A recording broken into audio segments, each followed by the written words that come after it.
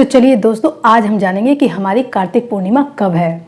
ये हमारी 7 तारीख को है या फिर 8 तारीख है, क्योंकि 8 तारीख को हमारा लग रहा है चंद्र ग्रहण, जिसकी वजह से ये त्यौहार हमारा 7 तारीख को ही रखा जाएगा।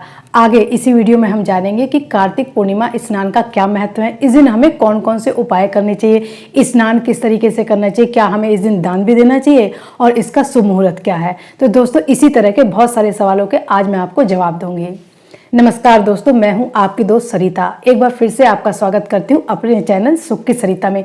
यदि ये वीडियो मेरी आपको थोड़ी सी भी पसंद आए तो मेरे चैनल सुख की सरिता को लाइक करेगा, सब्सक्राइब करेगा और सब्सक्राइब करते समय ऑल के बटन को जरूर प्रेस करिएगा, ताकि आपको मेरी वीडियो की आगे आने वाली नोटिफिकेशन मिल जाए और आप वीडियो आसानी से देख सकें। तो चलिए दोस्तों, एक एक करके हम अपने सवालों को लेते हैं।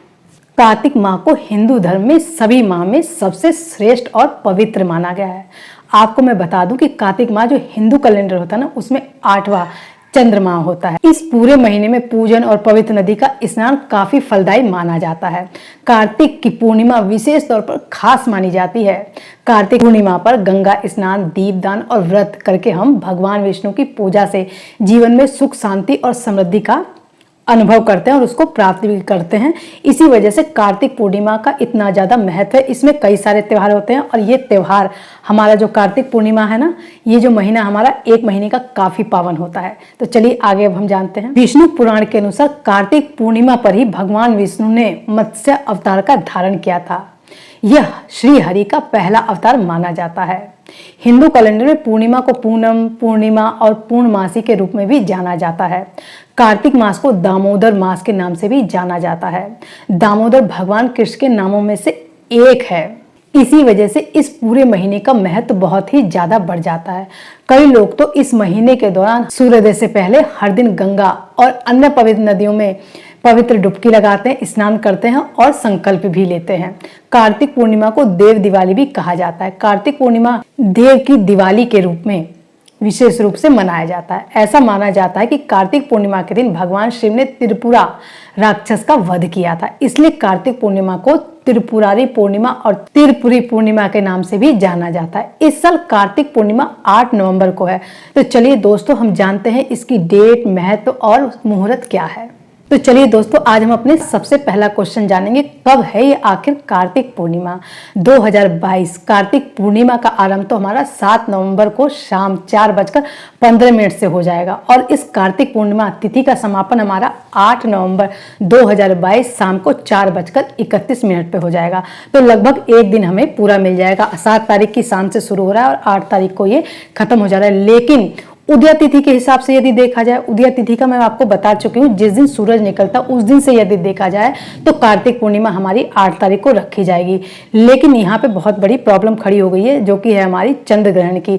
चंद्र ग्रहण हमारा लग रहा है 8 तारीख को, तो जिसकी वजह से ये सारे त्यौहार हम लोग 8 तारीख को नहीं मनाएंगे। ये सारे त्यौहार मनाए जाएंगे हमारे 7 तारीख को। कहा जाता है कि जब भी चंद्र ग्रहण लगता है तो उससे 8 घंटे पहले ही हमारा सूतक काल शुरू हो जाता है। अगला हम जानते हैं कि चंद्र ग्रहण का हमारा समय क्या है। चंद्र ग्रहण शाम 5:32 से शुरू होगा, जो कि शाम को 6:19 पर हमारा खत्म हो जाएगा। सूतक काल का समय 8:10 से सुबेरे ही शुरू होगा, जो कि शाम को 6 सेम वही टाइम है 19 पर हमारा समाप्त हो जाएगा। सूतक काल शुरू होने के बाद मंदिर में दर्शन पर काफी रोक लगा दी जाती है। सूतक काल शुरू होते ही मंदिर के जो पट है वो बंद कर दिए जाते हैं। सूतक काल की समाप्ति के बाद मंदिर के पट खोले जाएंगे और देव स्नान और सफाई के बाद पूजा अर्चना की जाती है। तो दोस्तों, इसी कारण से हम लोग ये जो हमारा त्यौहार है ना, कार्तिक पूर्णिमा हो गया, चाहे देव दिवाली हो गई, इस तरह के जितने भी त्यौहार हैं कार्तिक पूर्णिमा के दिन, वो सारे त्यौहार हम लोग नहीं मनाएंगे सूतक काल की वजह से। सूतक काल हमारा 8 बजे से ही शुरू हो जाएगा। तो दोस्तों, आप लोग ध्यान रखिएगा कि आप लोग जो भी व्रत रखना है या कार्तिक पूर्णिमा की देव दिवाली मनानी है, तो वो सारे काम आप लोग 7 तारीख को ही करिएगा। तो चलिए दोस्तों, थोड़ा सा मैं आपको बता देती हूँ कि कार्तिक पूर्णिमा का विशेष महत्व क्यों होता है। इसका विशेष महत्व इसलिए है क्योंकि कार्तिक पूर्णिमा के दिन हमें दीपदान भी जरूर करना चाहिए और गंगा जैसी नदी में स्नान करना मुख्य रूप से काफी फलदायक होता है। यदि हम गंगा नदी में जाकर स्नान नहीं कर सकते तो हम लोग अपने घर में ही बाल्टी में थोड़ा सा पानी में गंगा जल मिलाकर उस दिन हम गंगा स्नान कर सकते हैं। कार्तिक पूर्णिमा के दिन लोग व्रत रखते हैं, हवन आदि भी करते हैं, जिससे कि हमारी मनोकामना पूरी होती है और शरीर हमारा स्वस्थ रहता है। तो चलिए आगे हम जानते हैं कि कार्तिक पूर्णिमा के दिन हमें कौन से उपाय करने चाहिए। यदि संभव हो तो आप लोग इस दिन व्रत जो रखते हैं वो फलाहार पे रखें और दूसरा हम जानते हैं कि माता लक्ष्मी का पूजन श्री हरि के साथ करें और किसी जरूरतमंद को भोजन जरूर कराएं। अगला है हमारा कार्तिक पूर्णिमा के दिन किसी भी पवित्र नदी जैसे गंगा, यमुना जी के पास जाके हमें दीपदान जरूर करना चाहिए और घर में भी घी के दिए जलाने चाहिए। जैसा कि मैं आपको बता चुकी हूँ, अपनी पिछली वीडियो में भी मैं बता चुकी हूँ, आप लोग जाके देख सकते हैं कि इस दिन हमारी देव दिवाली है। तो दिवाली की खुशी में हम लोग क्या कर सकते हैं कि हमें घी के दिए भी जलाने चाहिए, घर में भी जलाने चाहिए और गंगा के घाट पर भी जाकर हम लोग जला सकते हैं। इसी को हम लोग बोलते हैं दीपदान। चलिए दोस्तों, अगला हम जानते हैं कि कार्तिक पूर्णिमा के दिन हम कैसे पूजा करें और क्या दान करना चाहिए। कार्तिक पूर्णिमा के दिन ब्रह्म मुहूर्त में उठकर पवित्र नदी में स्नान करिए या फिर घर पर ही गंगा जल डालकर स्नान करिए। यदि आप किसी नदी में स्नान करने में असमर्थ हैं और आपके पास गंगा जल का पानी नहीं है तो मैंने बता दिया, घर पर ही स्नान करिए। फिर इसके बाद भगवान लक्ष्मी नारायण की आराधना करते हुए पूजा करें। पूजा के समय भगवान विष्णु की मूर्ति या फिर उनके चित्र के सामने घी का दीपक जरूर जलाएं और विधि विधान से उनकी पूजा करें। पीले वस्त्र पहने, पीले फूल चढ़ाएं जो कि भगवान विष्णु को काफी पसंद है। इसके साथ ही भगवान सत्यनारायण की कथा सुनने से भी हमारे लिए काफी लाभ होगा। और कथा समाप्त होने के बाद भगवान को खीर का भोग लगाकर प्रसाद को पूरे घर में बांट दीजिए। फिर इसके बाद आप लोग शाम को भगवान विष्णु की पूजा करें और तुलसी जी की आरती करें। शाम को एक काम और करना चाहिए, घर के बाहर और घर के अंदर हमें घी के दीपक जलाने चाहिए। और पूजा के दौरान हमें किन मंत्रों का जाप करना है तो चलिए मैं आपको बता देती हूँ। ओम सोम सोमाय नमः, ओम विष्णवे नमः, ओम कार्तिके नमः, ओम वृंदाय नमः, ओम केशवाय नमः मंत्रों का जाप हमें जरूर करना चाहिए। इससे भगवान की कृपा हम पर बनी रहेगी और वो हमसे खुश हो जाएंगे। इन मंत्रों में बहुत ज़्यादा ताकत होती है, आप लोग आजमा कर देखिएगा, इन मंत्रों को बोल कर देखिएगा। जिस तरीके से कार्तिक पूर्णिमा के दिन स्नान करना और दीप दान करना बहुत जरूरी होता है, उस तरीके से हमें दान भी करना चाहिए। दान करने से हमें बहुत पुण्य फल मिलता है। कहा जाता है कि इस दिन किया गया दान 10 यज्ञों के पुण्य के समान होता है। तो यदि अब आप 10 यज्ञों के पुण्य का फल लेना है तो आप लोग दान जरूर करिएगा। दान हम किसी दूसरे के लिए नहीं करते, दान हम अपने लिए करते हैं। अगले जन्म में जो सारी चीज़ें हमें मिलती है बिना मांगे ही, कहीं अच्छे घर में जन्म मिल जाना, अच्छे रिश्ते मिल जाना, तो ये सब क्या होता है। यदि भगवान इनको निश्चित करते तो भगवान के लिए तो सारे बच्चे बराबर होते हैं। हमारे ये कर्म ही होते हैं, हमारे ये दान ही होते हैं जो हमें किसी भी रूप में, अच्छे रूप में मिल सकते हैं। लीजिए, अच्छे घर में जन्म मिलना भी तो एक कर्म ही होता है हमारा। एक चीज पे आप और ध्यान रखिएगा, दान देने का ये मतलब नहीं होता कि जिसके पास चीजें पहले से ही हैं हमने उसको दान दे दिया। यदि हमने उसको दान दे दिया तो इसकी कोई गारंटी नहीं कि वो इन चीजों का यूज करेंगे कि नहीं करेंगे, क्या पता वो कहीं डाल दें या रख दें। तो इसलिए दान देते समय जरूरतमंद को दान दीजिएगा, ताकि उन चीजों का जब वो यूज करे तो उसके दिल से दुआएं निकले, वही दुआएं आपको ऊंचाई तक ले जाएंगी। तो इसमें हम क्या क्या दान कर सकते हैं, इसमें हम अनाज दान कर सकते हैं, फल का दान कर सकते हैं, उड़द की दाल हो गई, ठंडी के मौसम में आप लोग कंबल, चावल, इस तरीके का दान कर सकते हैं। ये सारी चीज़ें शुभ मानी गई हैं।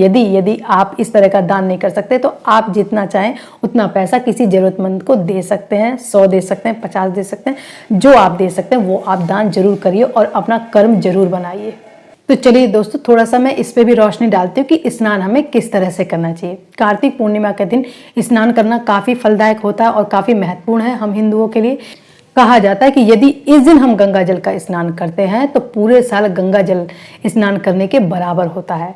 कार्तिक पूर्णिमा के दिन हमें हाथ में कुशा जो होती है ना, लेकर स्नान करना चाहिए। फिर इसके बाद भगवान नारायण की पूजा करके हमें सत्यनारायण कथा, जैसा कि मैं बता चुकी हूँ, ये सारी चीज़ें सुननी चाहिए। शाम के समय चंद्रमा को अर्घ्य देने से कुंडली में चंद्रमा की स्थिति मजबूत हो जाती है, जिससे आपको सुख की प्राप्ति होती है। जैसा कि मैं बता चुकी हूँ कि इसी दिन हमारा देव दिवाली का त्यौहार भी है। काशी में देव दिवाली बड़े ही धूमधाम से मनाई जाती है। देव दिवाली के दिन सभी देवी देवता देवलोक से, कहा जाता है कि धरती पर काशी में आते हैं। और एक कथा के अनुसार कार्तिक पूर्णिमा के दिन भगवान शिव ने, जैसा कि मैंने बताया, त्रिपुरासुर नामक के राक्षस का वध किया था। उसके वध के बाद सभी देवी देवताओं ने काशी में मिलकर खूब खुशियां मनाई थी। तभी से काशी में कार्तिक पूर्णिमा के दिन देव दिवाली मनाने की परंपरा चली आ रही है। इस दिन काशी को बिल्कुल दुल्हन की तरह सजाया जाता है। तो दोस्तों, आप भी कार्तिक पूर्णिमा वाले दिन, जो कि हम लोग मना रहे हैं 7 तारीख को, देव दिवाली का त्यौहार भी जरूर मनाइएगा। इससे आपके जीवन में काफ़ी उजाला फैल जाएगा। जिस तरह से दिवाली के दिए जलाने से चारों तरफ उजाला फैल जाता ना, क्योंकि इन दीपों का हमारी ज़िंदगी में बहुत ज़्यादा महत्व होता है। ये दीप ऐसे ही नहीं जलाए जाते हैं, ये दीप हमारे आगे आने वाली खुशी को भी प्रदर्शित करते हैं, और जो हमारे जीवन में अंधकार है या किसी तरह का दुख है, एक दीपक जलाने से हमारे जीवन के काफ़ी सारे कष्ट मिट जाते हैं। तो देव दिवाली के दिन आप लोग दिए जरूर जलाइएगा घी के, और इस त्यौहार को खुशी खुशी मनाइएगा। तो आई होप दोस्तों ये सारी बातें आपको समझ में आ गई होंगी। एक बार मैं फिर से दोहरा देती हूँ कि हमारी देव दिवाली का त्यौहार किस दिन मनाया जाता है, पूर्णिमा हमारी कब है, 7 तारीख को है या फिर 8 तारीख को है। 7 तारीख को शाम को पूर्णिमा लग रही है और 8 तारीख को पूर्णिमा खत्म हो रही है। चंद्र ग्रहण लगने की वजह से ये त्यौहार हमारा 8 तारीख को नहीं मनाया जा रहा, 7 तारीख को मनाया जा रहा है। इसमें दीपदान का क्या महत्व होता है, हमें दीपदान क्यों करना चाहिए और इसका शुभ मुहूर्त क्या है, और दान हमें किन चीज़ों का करना चाहिए, स्नान करते समय हमें कौन सी चीज़ों का ध्यान रखना चाहिए, कौन कौन से मंत्रों का हमें जाप करना चाहिए। तो दोस्तों इस तरह की सारी चीज़ें मैंने इस वीडियो में आपको बताने की कोशिश की है। अब मैं आपसे मिलूंगी अगली वीडियो में, तब तक के लिए धन्यवाद दोस्तों।